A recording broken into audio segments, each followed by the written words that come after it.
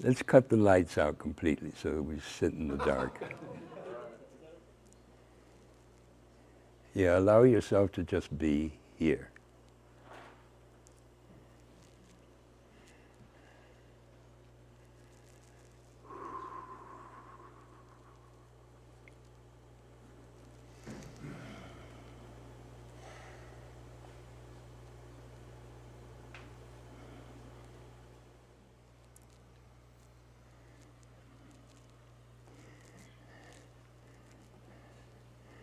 Photography.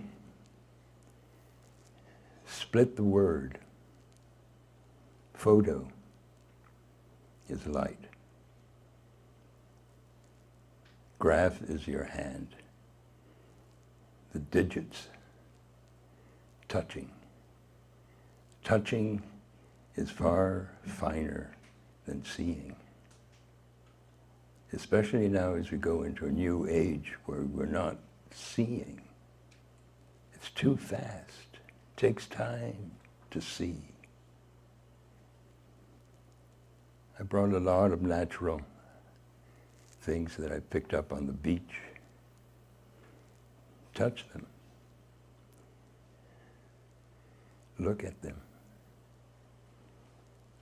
And then you have the power of putting the light on it according to how the sun travels. Be with the sun. I brought my Indian brother, Martin. We do full moon ceremonies in my backyard. We have a teepee back there. And he also does sweats for anyone who's interested. So you can see him later. He'll hang, I hope.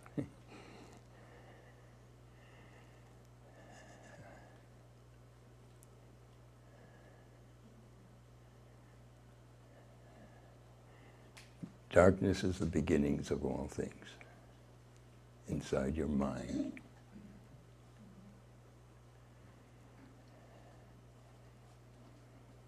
A little meditation that's so good is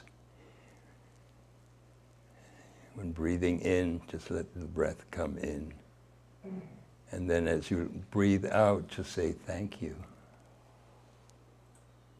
And even out the inhalation and the exhalation. Thank you.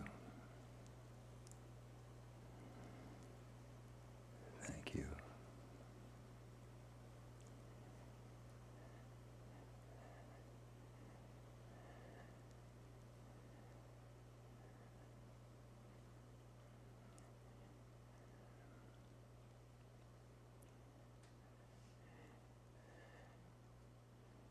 And just to show you a symbol of Horus's eye, I'll draw it on a sheet of paper so we can have the lights now. We're within a structured time code.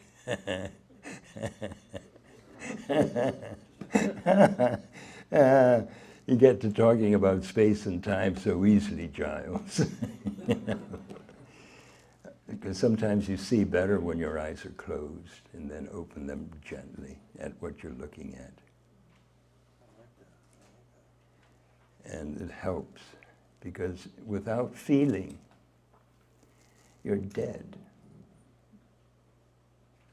Horus's eye has a tear that goes with the combination of what you're thinking and what you're seeing together. And they form a spiral. And that spiral is your destiny through time and space. Don't put astrology down. We need desperately to get back to the planets and what they represented inside of ourselves.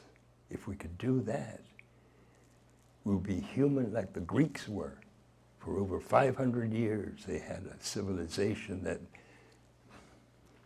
if two people were arguing, 0 and 1, I'm the winner. No, our Constitution made the judiciary department, which is being fractured now. You have to stand up for where your tears take you. Be open to that. Maybe you'll be the only person. It was always individual people. Think of Mandela. Think of Gandhi. Think of living people. Think of Squat McCarthy, priest friend of mine. And he notes everything. And with pictures, he's a priest who talks about the Indian ways. It almost makes me cry, you know, when you have that kind of courage. It takes courage to be an individual, to find out who you are before you go to the other side. And photography, especially now, where you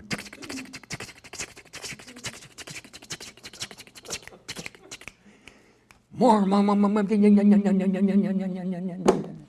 bingo. Father Scott spoke. Very courageous man. He would, as a priest, make his own garments. Imagine. And still does to this day. And he's living. He works over at the Chomp. I donated 12 photographs to Chomp because they saved my life. I was in that hospital for 186 days. Pancreatitis affected my whole inner mechanism. And all it takes is a single drop from the pancreas. It can give you a heart attack immediately. So I was on the edge. But I had no fear. No fear. Also, my dad and my mom were there in spirit form. And I went back to being in the womb of my mother, who was a concert pianist, and she would play. And really, when I was young, she would sit me down in a chair, and I'd say, you listen to the notes between the notes. I still remember that. And I have a book that, I hate calling her Tracy Giles, my daughter-in-law. She's more than just a daughter-in-law. She put out a book, and she also put a record of my mother's music. And she had moments of going through the book of the Mother of Pearls and having my mother's music going that transcended her momentarily. We all want to transcend. Isn't that true? Isn't that true? I mean, to sense and become more than what we think we are. In a good way, no ego here. No ego. All of a sudden you become you're like a silkworm with taking pictures. And that forms a spiral. And you go through each of the planets. I'm now 83. And Neptune's my guiding planet as a Pisces. We're the last of all the 12 divisions. So we have the best and the worst parts of everything. Until, thank God, Aries comes in next and says, enough talking, I am. What a great, wow. And Kia, where are you? Stand up, would you? Kia's just come into my life, and it's just so marvelous because she's 3 steps ahead of me everywhere. I just have to, what do you think? And I have an Indian brother that I've known, feels like 30 years, and I'm still learning from him. And he introduces me to all the Native American aspects. So if you could play, that would be great. You want this part or not? Sure. Rick, give him the lights. Yeah, it didn't. What a treat.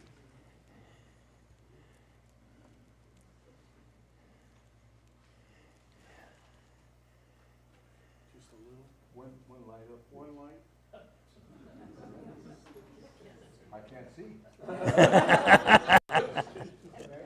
Perfect. Everybody's okay back there with that? Thank you, Giles, for the introduction. I appreciate that. And thank you, everyone, for being here. We appreciate that, too. And I'm going to play a couple of songs for you from the works of Coco Pelli. His real name is Cubo Pelli, which he came from the Mayan tradition from Yucatan.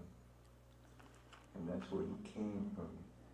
And he came and he made his journey to the north, to the Americas, and he shared the teachings of his people to the people that lived here about tobacco, how to grow tobacco and corn.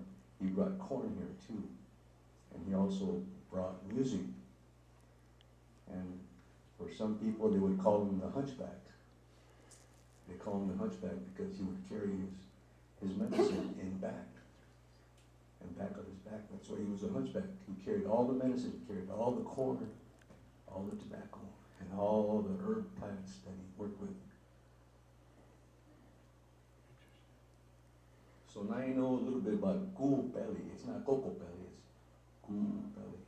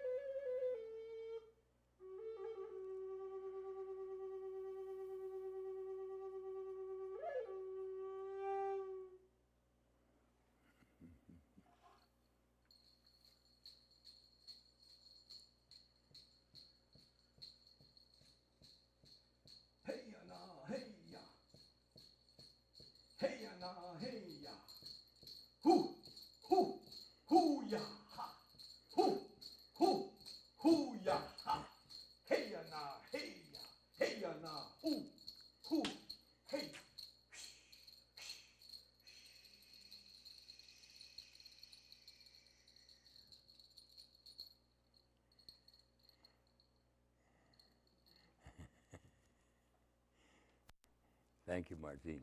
Thank you, thank you. Brings back being on a res again. They're very sane people. They go back to the earth. If we can all somehow respect the earth that we come from. There are just two books I'd like to suggest. One is, oh, thank you, thank you. Two books that affected my life. Oh, there we go. One is Black Elk, the Sacred Pipe. And he puts all the different rituals as plain as English. All you have to do is read it and employ it, believe in it. Everything depends on the degree of belief, right? You have always a choice of believing something or not believing it. It's as simple as that. When you hug a tree, hug it. And you'll get a response from the trees because they've been there longer than you have, generally. And the other is Pantachali, aphorisms of Pantachali. So it's bringing the East and the West together. Bing, bing, bing, bing. I wish I had your voice and your sense of being. How are we doing with time? Who's the timekeeper? Spirit time. Spirit time. Oh my.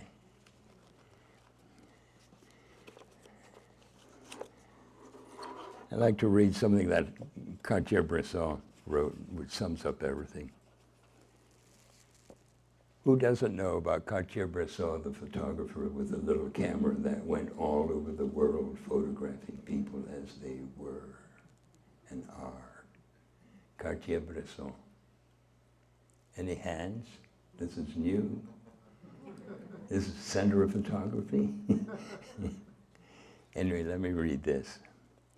I believe that through the act of living, the discovery of oneself is made concurrently with the discovery of the world around us, which can mold us, but which can also be affected by us. A balance must be established between these two worlds, the one inside us and the one outside, as a result of a constant reciprocal process, which is what photography is.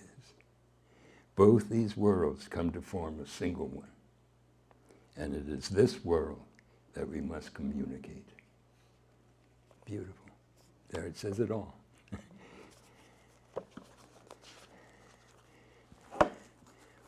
I'd like to show some slides, but in a fairly quick motion, because the main thing is what Chuck has done. He's been working, going back to my infancy, which is really tricky. Especially when you remember being in a womb and coming out as a small child. Here you go, my friend. Press the top one to go Top forward. one. Okay. Yeah, this will be relatively fast because it kind of covers the history of photography in 3 minutes or 5 minutes or whatever. And it's in the darkness that we discover the stars out there.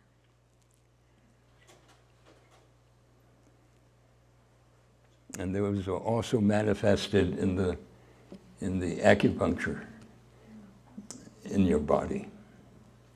Consider yourself a body of stars, and to understand how it works.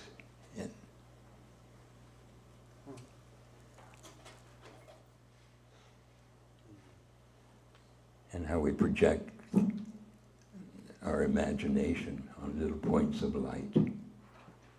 We project our projecting on little spots of light. Since ancient times.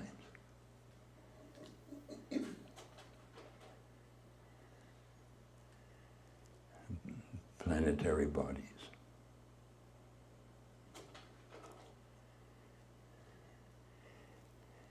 We're all artists, you know. We can all draw. Children love drawing. Become a child again.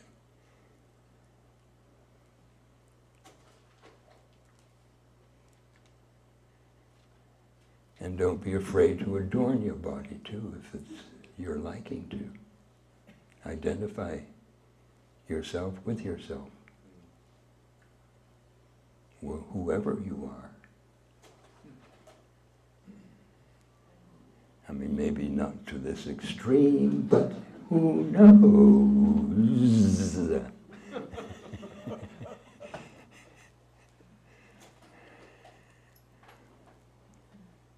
And flourish your art in all the different forms and mediums. Pottery and weaving and painting.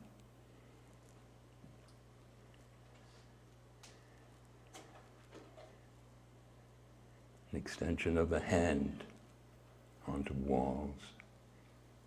Eventually onto a photograph.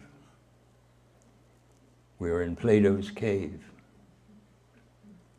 And it takes 7 steps to see the real sun outside. Pantajali can help you there.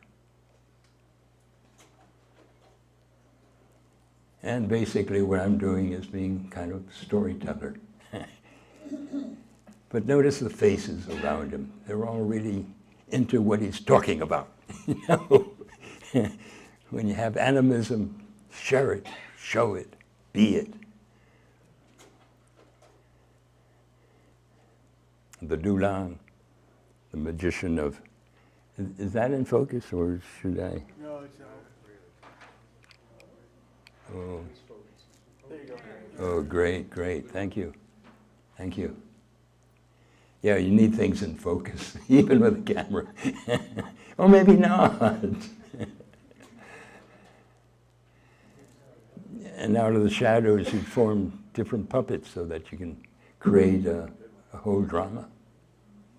Good against evil, bad thoughts versus good thoughts. And turn the whole Ramayana into a puppet play, as Baba Hari has done up at Mount Madonna. Holy man that's still living at 95.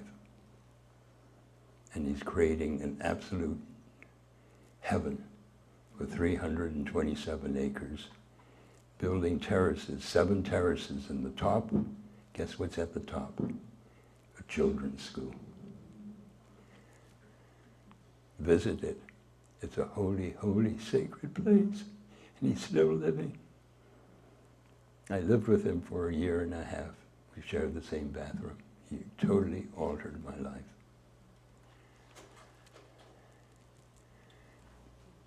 1544, wow, put a hole somewhere and you get it, the image outside onto a blank wall. Whoa. But it's upside down.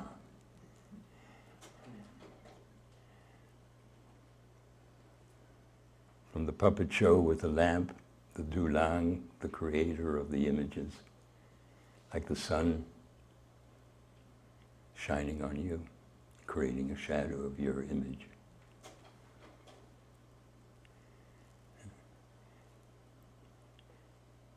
And the first ones were outlining the shadow of your loved one.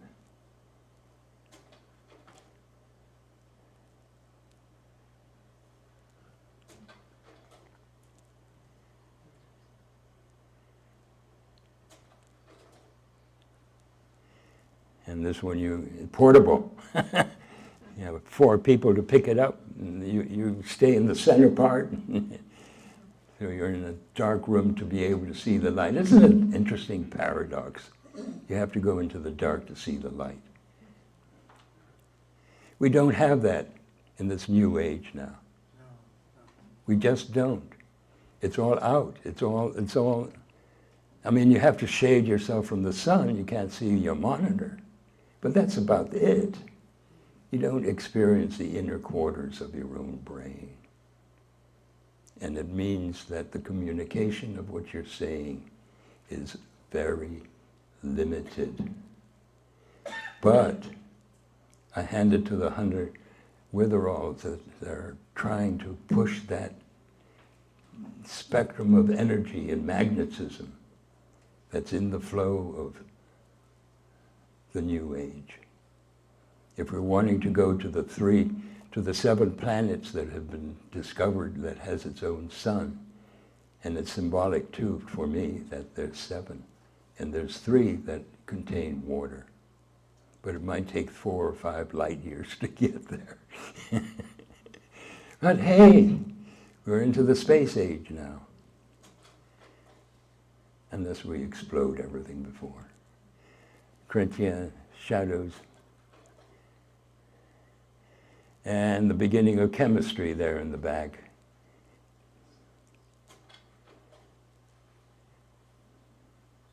Which is still 17, early 1787. This is how you communicated and send your shadow image to someone that you love. And then chemistry really took over. Let's combine one thing with another thing. And the big discovery was silver. Like my slides.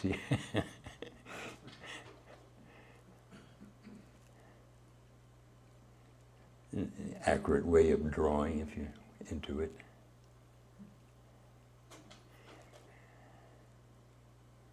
Schultz, who combined silver nitrate, chalk, put it out in the sun, and you can make a label now, 1727.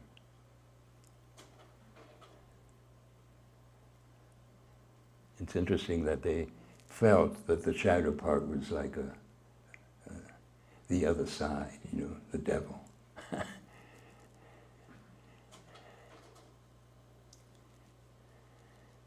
Lattice work, the first picture that was taken, 1835 now, we're coming to age. And I like call it photogenic drawing. Those photographers draw, like a kid, like a child.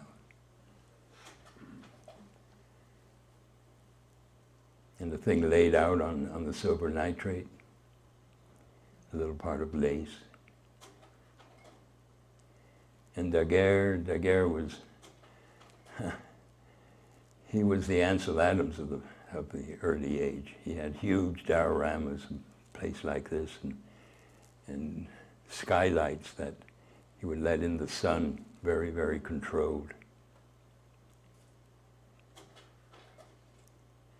And the ticket to get in, they call it dioramas.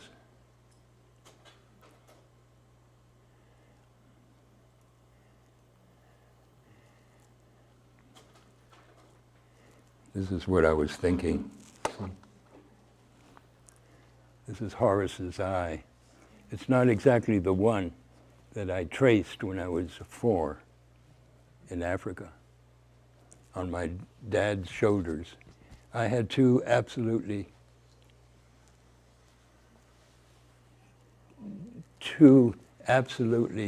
wondrous parents, a physician and a concert pianist.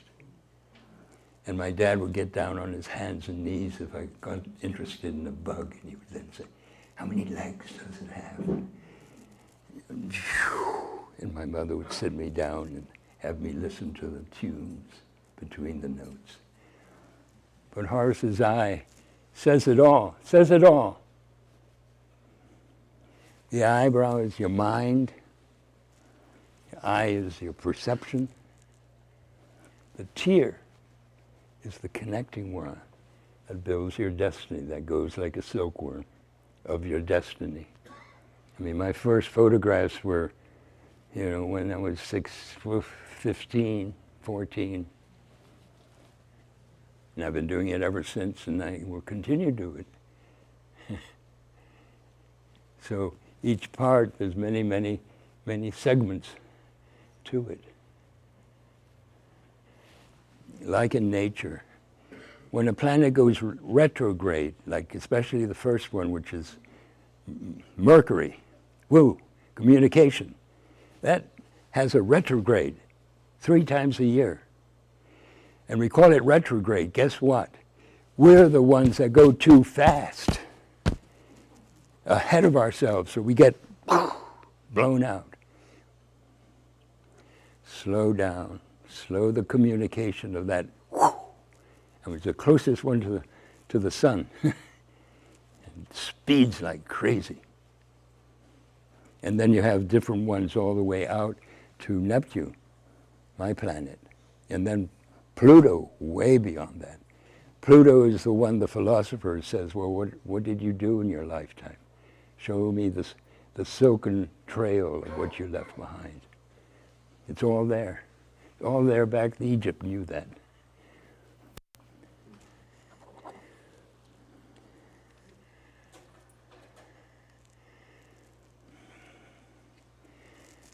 Pantachali. The first things that you get is manas, or science, of how you see the world. And the thinking apparatus comes from what country you're born in, the language and the place and the timing. Ahamkar is your feeling that goes across from your science. These two are connected. But what we're almost leaving out, it's not just three, the judicial part, but also history, philosophy. How does your thinking work? How did you come up to that conclusion? And then back into sensation. Well, let's check it out and see. And that's governed by the culture you're in, the language and the customs, the government. Back to the feeling, the artist coming to modulate and make what you're sensing into something humanoid. Back to philosophy again, to cycling.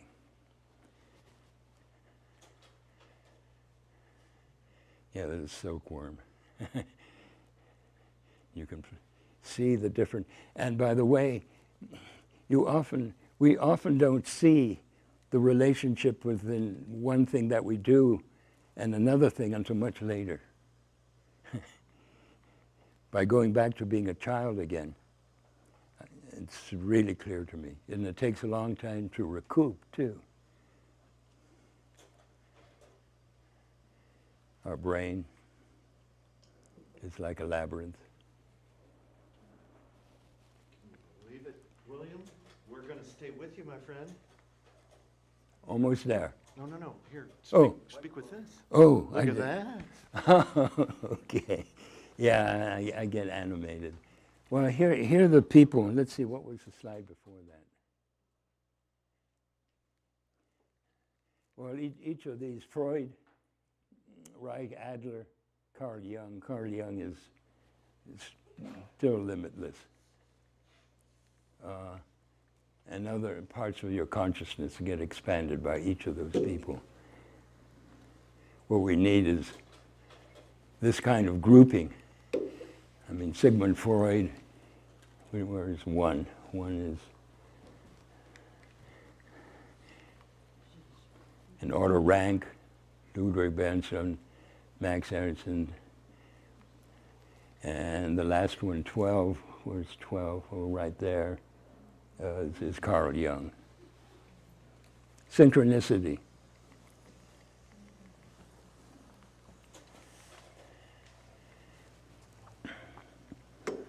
And I've been trying to figure out a language to it, like, and no end to visual material. The first thing you do, you make like a stamp of it, and then you put a label to it, and it's a record. Then a document. Document, you're trying to convince someone of something. There's more of an intent. Then an illustration, usually someone else telling you, well, thank you, thank you, of how you should be seeing something. That's okay. It's a commercial orientation. Someone's paying you to seeing something this way and giving you suggestions. But Stieglitz, Alfred Stieglitz, single man again. Single man put photography as an art. Finally, single-handedly. And he named his sky pictures. Now I'm putting my philosophy of life up in the sky, up in the clouds.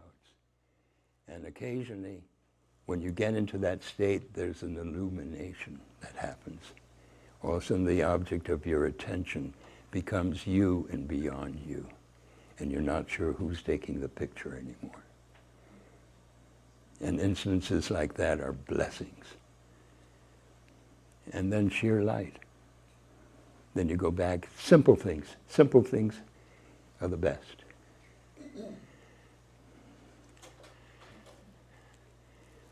And I kind of compare it to the ziggurat, different levels, seeing different viewpoints.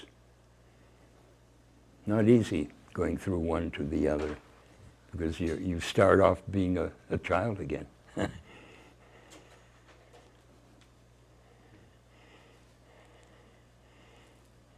And a kid seeing his own shadow out, taking you back to the world. Thank you.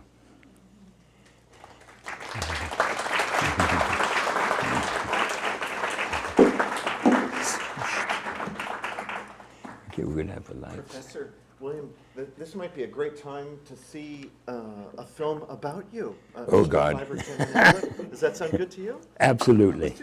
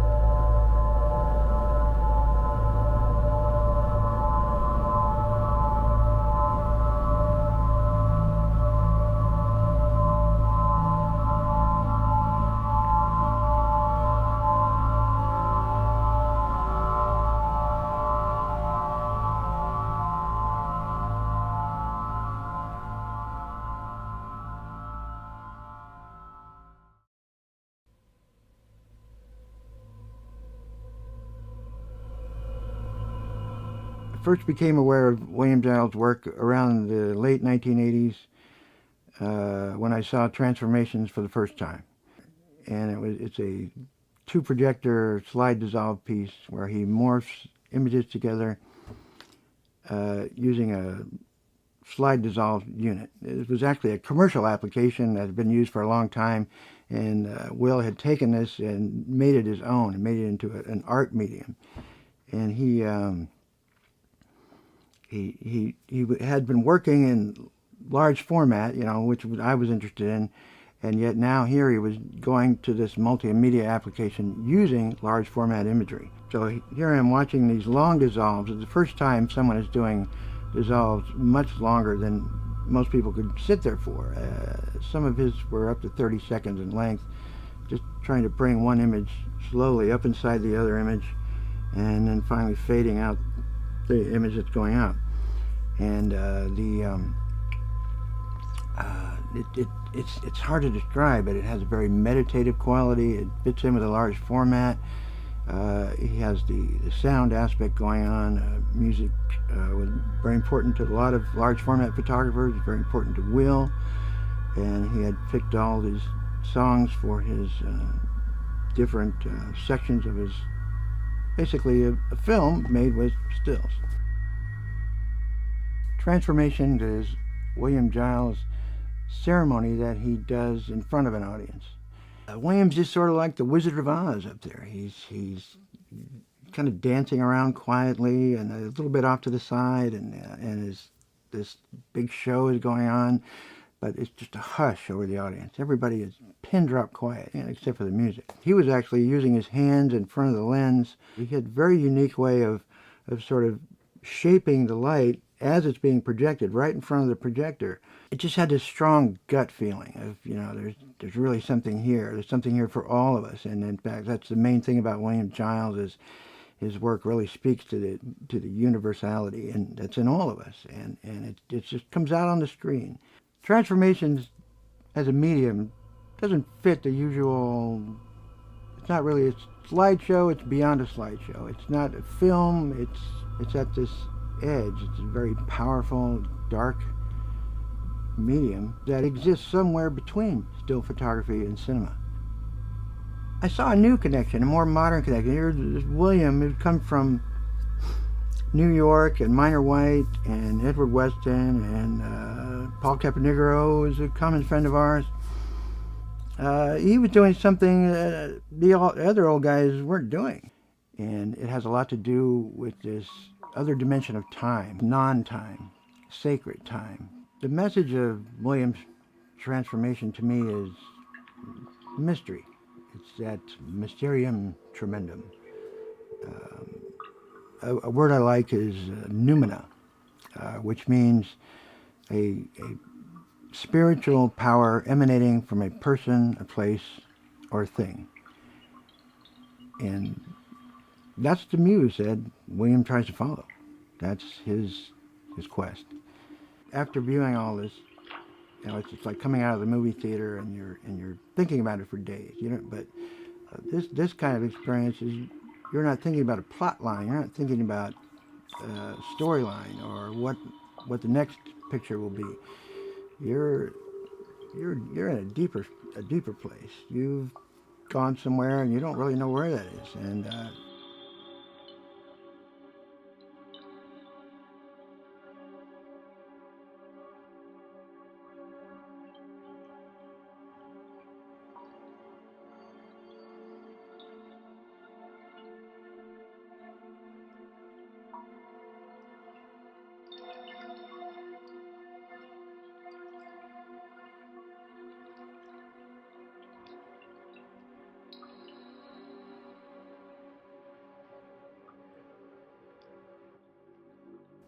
for Giles, transformations as a medium is more his spiritual searching. It's his quest. It's his way of getting his mythic meanings out, of putting his ideas together, his journals together. He's trying to put everything he knows into this medium in his William Giles stream of consciousness, as only William can have a stream of consciousness.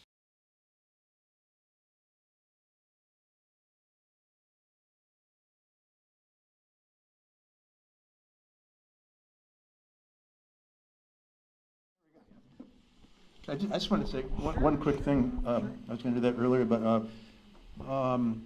this film's been going on for over 10 years now. But I just want to thank a few of the people that are here tonight that have helped. We had a very small crew by necessity, but our editor, Jules Hart, who's here, Jules, I thank her, and our sound engineer, Rick Shalou. I'm not sure if Rick's out of town right now. He couldn't make it, but Rick did a great job, and Bob Franco has helped us with some of the technical aspects and the editing. And Eve Gage, who did some of the early editing before she went off to India, and just a wonderful group of people that have been with this project for so long. And we started this project, we didn't know really where we're going with it, and it's going to be about feature length when we get it done. It's getting close, and we do hope to have a screening where you'll see the rest of it here in the Monterey Peninsula in a theater somewhere, and it'll be private. The photographic community, we are going to do that, so you get to see the whole thing. It'll be about an hour and 30 minutes, an hour and 40 minutes. And then later we'll cut it back. But I also want to thank Will's family and Will's wife Rita, who was so helpful, Rita Levitan, or Rita Giles and her children. And this whole thing just brought the whole family together. And I felt like I became, it was like a family therapy kind of thing. As it all came together, everybody was, kind of relating stories and whatnot. It's coming together. And I want to thank Brad Cole also for generous music for us and interviews, and he's been a great moral support to me too. I've been able to show him works in progress along the way, and he's helped me a lot. And all of you, thank you all for coming. If you have any questions later, you can catch me, and I'd be happy to answer any of those. So I guess that's that. We were going to show a little more, but we kind of ran out of time, so we're so I guess thank you.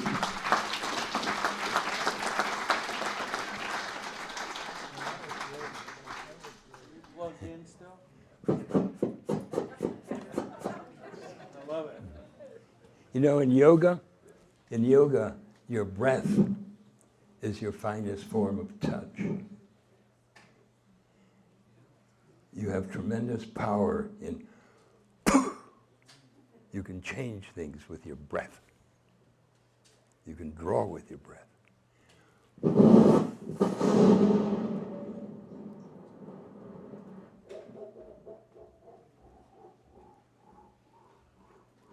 Well, this is fun. Coming from the hospital, you have to be patient with me because someone else was cleaning my for a whole year, pretty much. Okay, that step is gone through. Then comes the urination. That takes another year. But now I'm 3, and I can't wait to become 4 because then I won't be peeing my pants anymore. Enough already. But rebirthing, that's what rebirthing is about. You start from scratch again to the best of your ability, and hopefully you have a tender, caring person around that doesn't say, get out of here. So you're not homeless, you're not penniless. I've had the good fortune of being a miracle baby. And 12 photographs right now are a chomp because large ones. I still need to make a integrated way so a person can go from one image to another image to another image and see the passageway, see the silkworm evolve through it and by it. Yeah, questions or any whatever your spirit wants to say. Go for it. When in your creative career did you start becoming influenced by Native American tradition? Oh.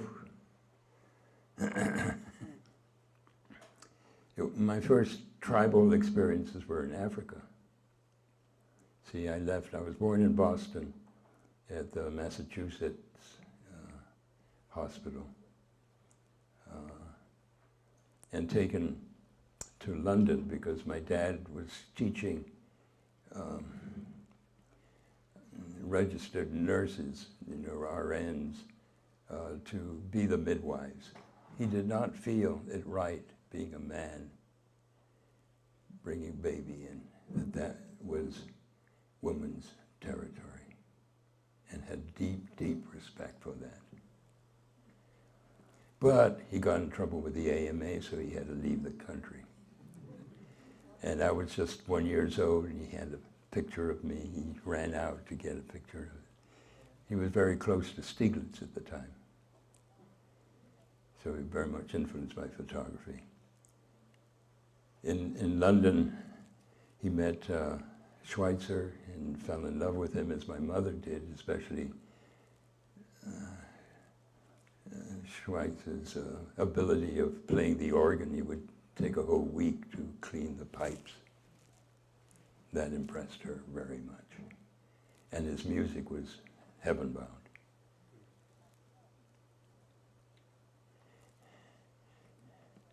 Dear William, after... Early.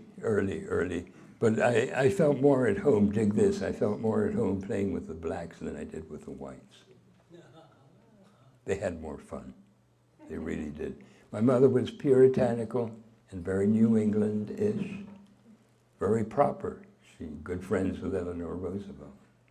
So you get invited to play there. So From a nice, young, possible photographer. It wasn't more of a question than like comments out of what you were saying. People of color, most people of color are a lot closer to their culture and roots and feel closer to the earth. So I feel like the Native Americans feel a lot closer to the earth. So especially Americans in general, they lost a lot of culture like when they came over. So a lot of that's lost. But if you go back in history, like the Irish and the Italians, they are closer to the earth, or they were closer to the earth, but they kind of lost it when they came here and it was washed away. So I think that's why he is closer to Native Americans, not because they're Native Americans, but because they're closer to the earth than most people around the area generally. So we were all black first. yes, We were all black out of Africa, and they went different ways, different ways, at different times. with reds, yellows, blues, greens, but we were all black first. Tell that to Trump.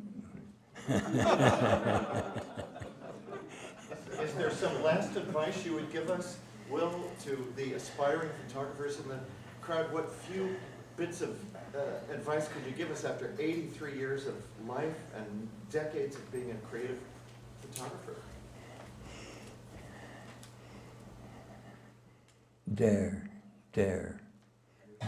to see things for what it is. Allow your ego not to be in the place of watching a little bug do its.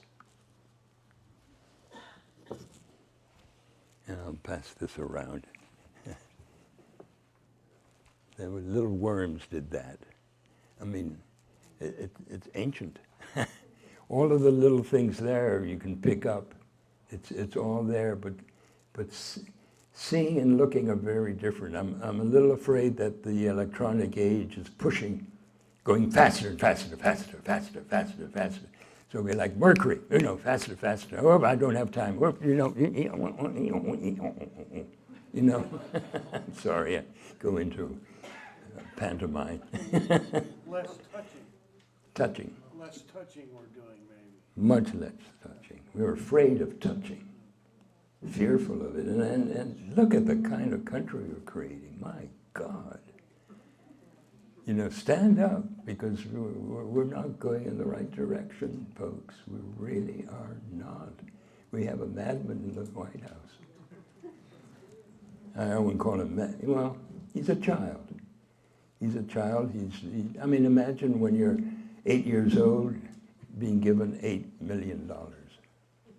And that's $16 million. And how to make more on that continually. And there's a winner and a loser. Boom! 1 and 0. Let's get to 3.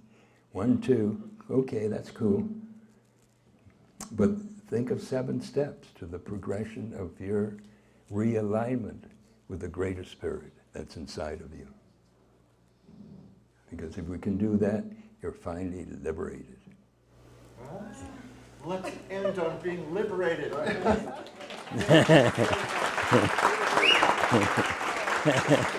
Thank you. Thank you all for coming.